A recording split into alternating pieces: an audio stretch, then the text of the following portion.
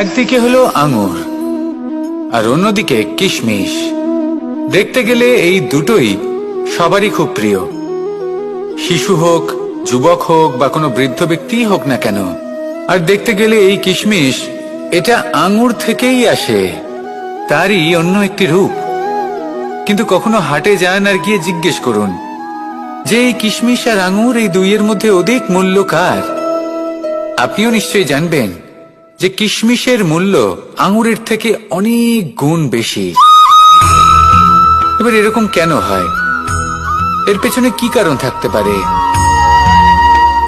একদিকে হলো সেই আঙুর যা টাটকা অবস্থায় গাছ থেকে পেড়ে খাওয়া যায়, আর অন্যদিকে হলো কিশমিশ যাকে মাসের পর মাস রোদে ফেলে রাখা হয়।